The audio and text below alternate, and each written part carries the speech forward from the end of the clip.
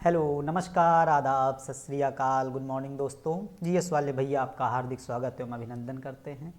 तो दोस्तों, हम लोगों की आज की क्लास साइंस के क्वेश्चन आंसर्स की होगी जो प्रीवियस ईयर में क्वेश्चंस पूछे गए होंगे, जो कि यूपी पीसीएस, आरओ और अन्य स्टेट के पीसीएस के लिए काफ़ी हेल्पफुल होंगे। इसमें वो सभी क्वेश्चंस हम लोग लेंगे जो यूपी पीसीएस में पूछे गए हों, बीपीएससी में पूछे गए हों, एमपी पीसीएस में पूछे गए हों, आरएएस में पूछे गए हों और आरओ में भी पूछे गए हों। और ऐसे क्वेश्चंस भी होंगे जो आईएएस के वन लाइनर टाइप के क्वेश्चंस होंगे, मतलब आईएएस के जो आसान क्वेश्चंस होंगे जो यूपी पीसीएस में पूछे जा सकते हैं, उसको भी लिया गया है। साइंस के पूरे प्रीवियस ईयर के क्वेश्चंस जितने भी 1991, 92, 93 से पूछे गए हैं, वो सारे क्वेश्चंस हम लोग एग्जाम के पहले तक कंप्लीट कर लेंगे, ठीक है।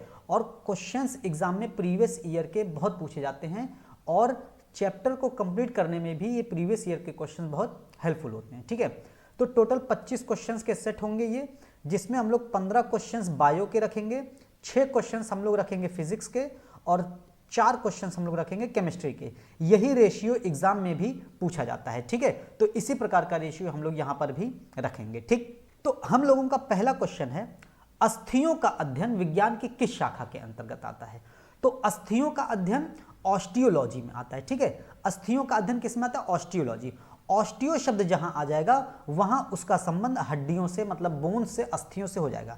जैसे हम लोग एक बीमारी सुनते होंगे ऑस्टियोमलेशिया, ऑस्टियोमलेशिया, ठीक है।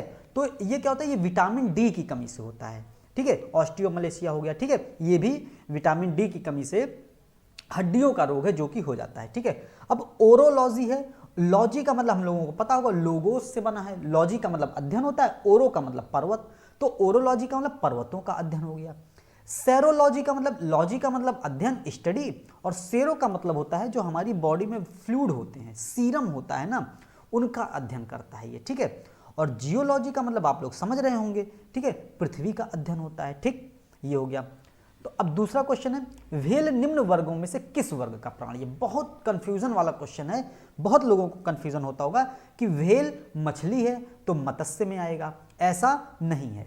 व्हेल स्तनपायी है, स्तनधारी प्राणी है, ठीक है, व्हेल मछली, ठीक है, स्तनधारी में आता है, ठीक है। अब स्तनधारी में कुछ प्राणी ऐसे आते हैं जिनके बारे में बहुत इंपॉर्टेंट क्वेश्चंस पूछे जाते हैं। जैसे पूछ लेता है एकिडना। एकिडना क्या है? एकिडना दोस्तों एकमात्र अंडे देने वाला है, ठीक है। एकिडना हो गया, डकबिल्ड प्लेटिपस हो गया, ये अंडे देने वाले स्तनधारी हैं, ठीक है, ध्यान दीजिएगा। और पूछा जाता है समुद्री गाय। समुद्री गाय क्या है? अब गाय है तो स्तनधारी होगा, और समुद्री गाय है तो वो भी स्तनधारी हो गया, ठीक है, स्तनधारी में आ जाते हैं। अब समुद्री घोड़ा आ जाता है, समुद्री घोड़ा भी स्तनधारी है, ठीक है। ये नहीं कि समुद्री आ गया या कुछ और लगा दें, हम लोग मत्स्य लगा दें या सरीसृप उभयचर लगा दें, ठीक है, ऐसा नहीं है। समुद्री गाय हो गया, समुद्री घोड़ा हो गया। डॉल्फिन में बहुत कंफ्यूजन होता है हम लोगों को, ठीक है। डॉल्फिन भी क्या है? डॉल्फिन भी एक प्रकार की स्तनधारी है, डॉल्फिन हो गया। और चमगादड़ आप लोग देखे होंगे, है कि नहीं? चमगादड़ पूछता है, चमगादड़ एक जो उड़ने वाला जो स्तनधारी है चमगादड़ है। और एक सील है, समुद्र में पाया जाता है सील, ये भी स्तनधारी है। तो स्तनधारी के संबंध में इतने नाम हम लोगों को याद रखने चाहिए, ठीक है। अगर इतने नाम हम लोगों को याद हो गए तो स्तनधारी का क्वेश्चन हमसे गलत नहीं होगा, ठीक है।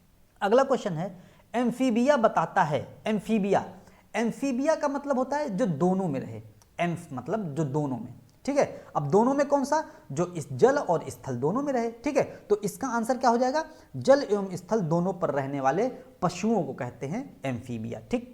अगला क्वेश्चन है, गेवेलियस घड़ियाल पाया जाता है। घड़ियाल हम लोग सुने होंगे चंबल नदी में पाया जाता है कि नहीं? चंबल में घड़ियाल पाया जाता है, ठीक है। तो अब चंबल यहां पर है नहीं, मगरमच्छ वगैरह चंबल नदी में ज्यादा पाए जाते हैं। अब चंबल किसकी सहायक नदी है? यमुना की सहायक नदी। और यमुना किसकी सहायक नदी है? गंगा की सहायक नदी। तो इसका आंसर क्या हो जाएगा? गंगा हो जाएगा। और घड़ियाल को एक अन्य नाम भी है गेवेलियस, ये इंपॉर्टेंट है, ध्यान रखना है, गेवेलियस घड़ियाल, ठीक है। गा से गेवेलियस कह सकते हैं, गा से घड़ियाल भी कह सकते हैं, ठीक। अगला है, सर्पों की विष ग्रंथियां किसकी समान होती है? मतलब जो सांपों की जो विष ग्रंथियां होती हैं, जिससे सांप डसता है ना, तो वो जो सांप का जो डसने वाला जो विष ग्रंथि होती है, जिस ग्रंथि से जहर स्रावित होता है, वो किसके समान होती है? तो वो जो कशेरुकी प्राणी होते हैं, मतलब जो हड्डियों वाले प्राणी होते हैं, जैसे हम लोग कह सकते हैं। तो हम लोगों की जो लार ग्रंथियां होती हैं ना, ये लार स्रावित करती हैं। लार ग्रंथियां हम लोगों की क्या होती हैं, लार स्रावित करती हैं। तो ऐसे ही सांपों की जो विष ग्रंथियां होती हैं विष का श्रावण करती हैं, ठीक है। तो हम लोगों की लार ग्रंथियों की तरीके सर्पों की विष ग्रंथियां होती हैं, ठीक है। अगला क्वेश्चन है, हल्दी के पौधे में खाने लायक हिस्सा कौन सा होता है। इंपॉर्टेंट क्वेश्चन है ये, एमपीपीसीएस में पूछा गया और पिछले सारे क्वेश्चंस कहीं ना कहीं पूछे गए। अब देखिए ये आईएएस का क्वेश्चन था, ठीक है, आईएएस का आसान क्वेश्चन है तो ये पीसीएस में निश्चित रूप से पूछा जाएगा, ठीक है। अब आरएएस का क्वेश्चन है ये, आरएएस का UP PCS, RO Bihar PCS में भी हर जगह पूछा जाएगा क्वेश्चन। बीपी पीसीएस का है तो यूपी पीसीएस में भी पूछा जा सकता है, ठीक है, हर एग्जाम में पूछा जा सकता है, ठीक। अब देखिए हल्दी के पौधे का जो खाने लायक हिस्सा है उसको हम लोग क्या कहते हैं, उसको हम लोग प्रकंद कहते हैं, ठीक है, इंपॉर्टेंट है, पूछा जाता है। अगला है, निम्नलिखित में से कौन सा मानव निर्मित धान्य है। धान्य का मतलब धान नहीं होता है, धान्य का मतलब खाने वाला हिस्सा, ठीक, खाने वाला, खाने वाली चीजें, ठीक है, धान्य होती हैं जो प्रकृति में नहीं पाया जाता तो मानव निर्मित है, ठीक है। तो मानव निर्मित जो खाने वाला है, खाने वाली चीज है, खाने वाला खाद्यान्न कह सकते हैं, वो क्या है, ट्रिटिकेल है, ठीक है। बौना गेहूं ये प्राकृतिक रूप से उगाया जाता है। संकर मक्का, संकर समझ के हम लोग जो है कंफ्यूज हो सकते हैं, ठीक है, संकर मक्का भी प्राकृतिक रूप से उगाया जाता है। सोयाबीन भी, ठीक है, ध्यान रहे। अगला है, शुष्क जलवायु की भली भांति अनुकूलित पेड़ पौधों को क्या कहते हैं। मतलब जो शुष्क जलवायु में होता हो, जहां पर पानी की आवश्यकता कम मिलती है पौधों को, ठीक है, तो वो जलोद्भिद तो होगा नहीं, है कि जलोद्भिद जल में उगने वाले पौधे होंगे, मरुद्भिद हो जाएंगे, ठीक है, मरुद्भिद पौधे हो जाएंगे जहां मरुस्थल में उगने वाले पौधे कह सकते हैं, ठीक है। अधिपादप क्या होता है, अधिपादप ऐसे पादप होते हैं जो पेड़ पौधों के ऊपर उग जाते हैं लेकिन पेड़ पौधों के पोषक तत्वों को हानि नहीं पहुंचाते हैं। जो होस्ट जो जिन पर उगते हैं उन पर ये कोई नुकसान नहीं पहुंचाते हैं। अगर उनको नुकसान पहुंचाने लगेंगे तो अधिपादप नहीं हो जाते हैं, वो परजीवी हो जाते हैं, ठीक है, ये ध्यान देना है, ठीक। जैसे अमरबेल हो जाता है, ठीक है, अमरबेल परजीवी हो जाता है, ठीक।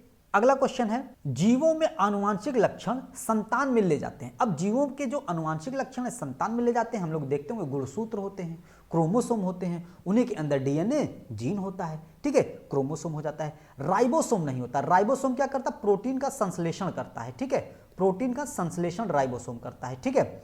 लाइसोसोम को आत्महत्या की थैली कहते हैं, हम लोग पढ़े ही हैं, आत्महत्या की थैली। लाइसोसोम आत्महत्या की थैली क्यों कहते हैं, क्योंकि जो हमारे शरीर के जो हानिकारक कीटाणु होते हैं, हानिकारक बैक्टीरिया होते हैं ना, उनको लाइसोसोम खत्म कर देता है, ठीक है, ये खुद विस्फोट हो जाते हैं, ठीक है, उनको खत्म करने के बाद, उनको खाने के बाद, ठीक, ये चीज ध्यान रखना है।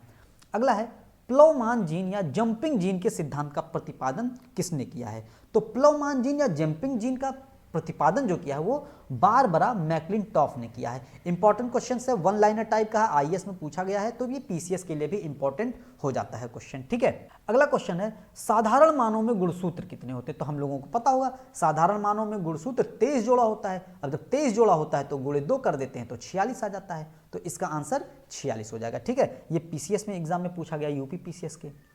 अगला क्वेश्चन है, मानव शरीर में पाचन का अधिकांश भाग किस अंग में संपन्न होता है। बहुत इंपॉर्टेंट है, हम लोगों को ऐसा लगता होगा अमाशय, पेट कहते हैं तो अमाशय में होता होगा, ऐसा नहीं है, ठीक है।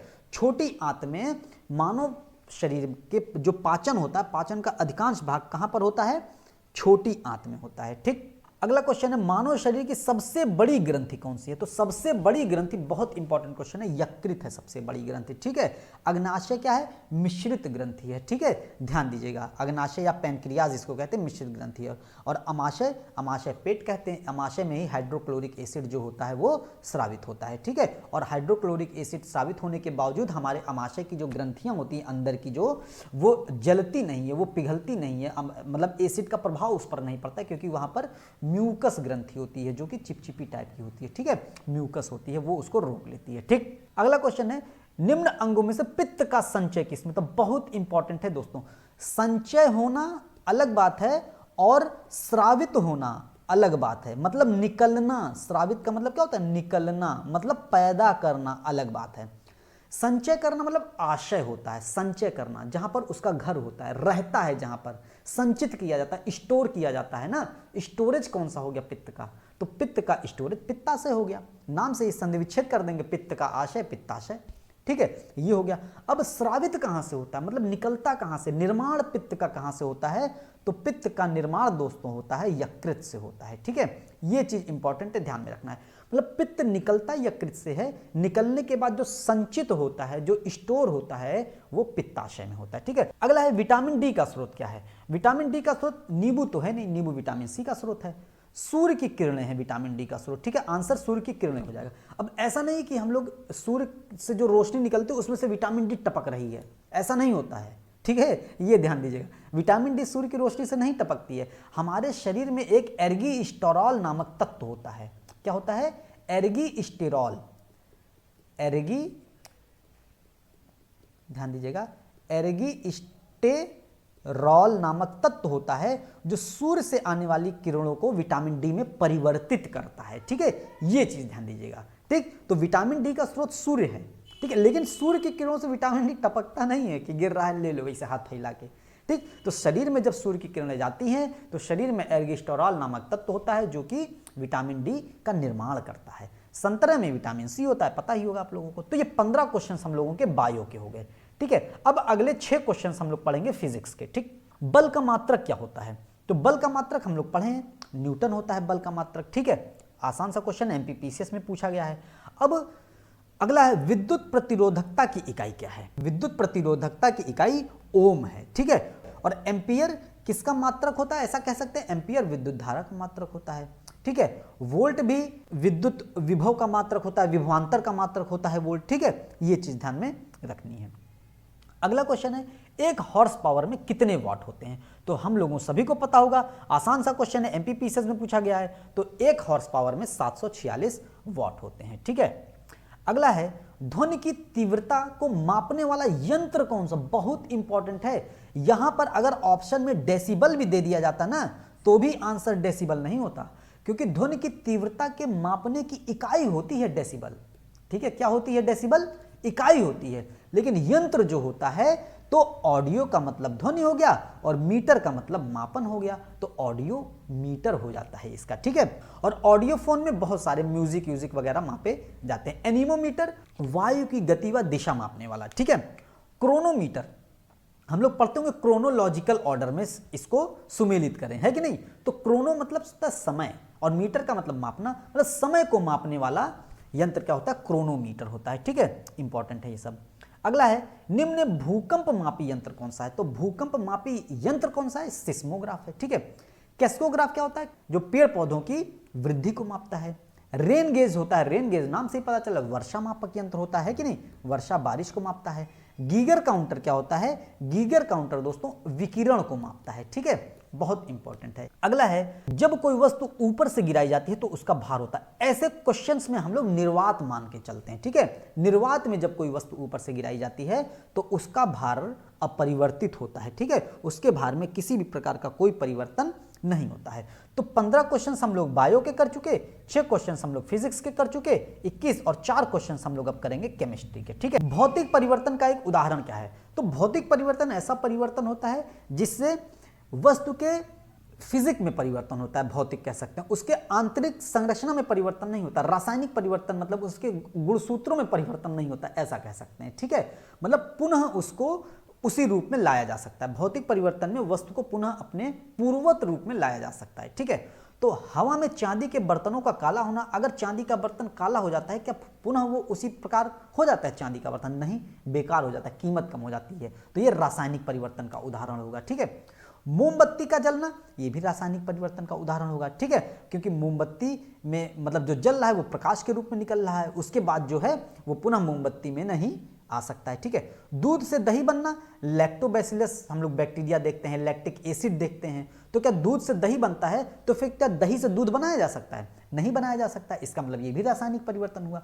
पानी में चीनी का घुलना, पानी में चीनी घुल जाती है और अगर पानी को सुखा देते हैं तो चीनी पुनः प्राप्त हो जाती है कि नहीं, तो ये हो गया भौतिक परिवर्तन का उदाहरण। ठीक, ये ध्यान देना है।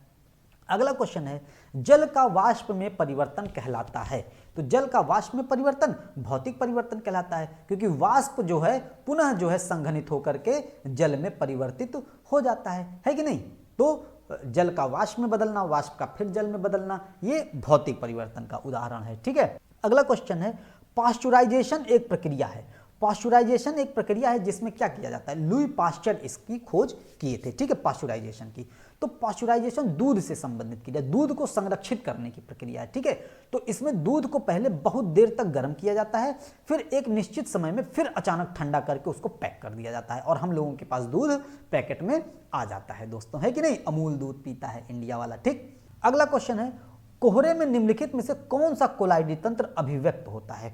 तो कोहरे का जो कोलाइडी तंत्र अभिव्यक्त होता है वो गैस में द्रव होता है, ठीक है। हम लोग देखते हैं वातावरण में जो कोहरा उत्पन्न हो जाता है तो वातावरण में गैस ही गैस है, तो उन गैस के कणों पर, उन धूल धक्कड़ों पर थोड़े से द्रव की मात्रा आ जाती है, जलवाष्प की मात्रा आ जाती है, तो उसी का एक रूप कोहरा हो जाता है, ठीक है। तो कोहरे का जो कोलाइडी तंत्र अभिव्यक्त होता है वो गैस में द्रव के रूप में होता है, ठीक है। तो इसी प्रकार से हम लोग आज 25 क्वेश्चंस कर चुके, 25 क्वेश्चंस फिर आएंगे अगले सेट में। ये इसके आंसर हैं, ये ध्यान दीजिएगा। 23वें का जो आंसर होगा ये डबल हो गया है, 23वें का आंसर इसमें भौतिक परिवर्तन ही होगा जल का वाष्प में, ठीक है।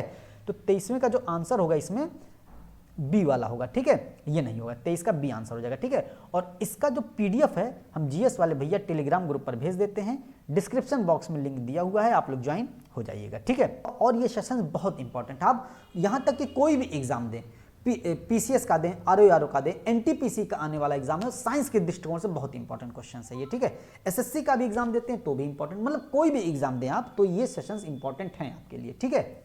तो दोस्तों उम्मीद करते हैं सेशन आपको पसंद आया होगा और save water save life channel को लाइक शेयर एंड सब्सक्राइब। जय हिंद, जय भारत।